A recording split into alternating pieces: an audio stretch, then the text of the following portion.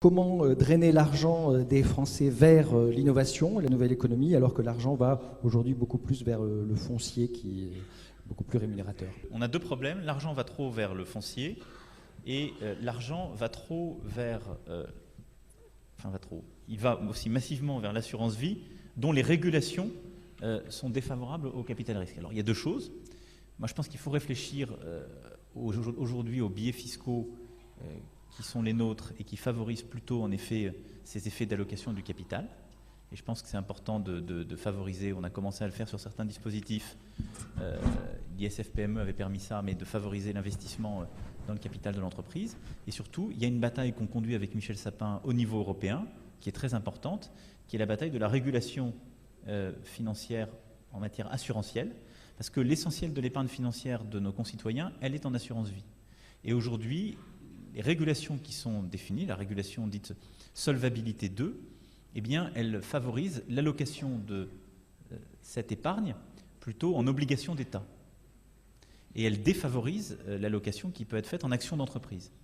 Alors qu'historiquement, les assureurs finançaient beaucoup nos entreprises, le risque, le capital productif. Et donc il faut qu'on arrive à créer les conditions pour réorienter l'allocation de cette épargne vers le risque productif. La situation de rente ne concerne-t-elle pas aussi les grands patrons? C'est tout à fait vrai. La situation de rente, qu'est-ce que c'est? Ça veut dire qu'on a des avantages, des protections qui ne sont pas justifiés et qui sont protégés par ou une réglementation ou un état de fait. Donc il y en a, c'est tout à fait vrai. Donc c'est pour ça qu'il faut là aussi créer des conditions de transparence et d'exigence, celles qu'on essaie de créer sur les conditions de rémunération. Je crois qu'il faut là aussi trouver le bon équilibre, parce qu'on voit bien tout ce que cette question peut emporter d'idées sous-entendues. Pour qu'il y ait des talents, ces talents doivent être reconnus, célébrés, récompensés.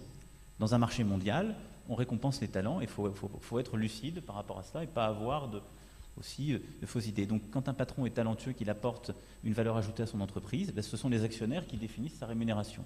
Ce qui n'est pas normal, c'est les modes d'organisation qui sont d'ailleurs en gouvernance impropre, et nous les avons progressivement cantonnés, où on récompense quelque chose qui n'a plus rien à voir avec la performance, et où on surprotège par des packages divers et variés, quelque chose qui n'est plus lié à la performance et au talent. Donc c'est ça qu'il faut traquer. Donc il faut ni stigmatiser, il faut qu'il y ait des grands talents qui soient artistiques, sportifs, qui soient d'entreprise ou de tout secteur, eh bien, puissent être rémunérés quand ils correspondent à ce qu'ils apportent. Par contre, les effets de rente, c'est-à-dire des avantages indus quand ils sont attribués dans des conditions de gouvernance trop opaques, doivent être condamnés. La loi est passée par là, et il y a un code d'ailleurs qui là aussi est passé par là pour condamner ces pratiques. Et c'est dans ces cas-là qu'il y a des situations de rente qu'il faut traquer. J'aimerais revenir sur les indépendants.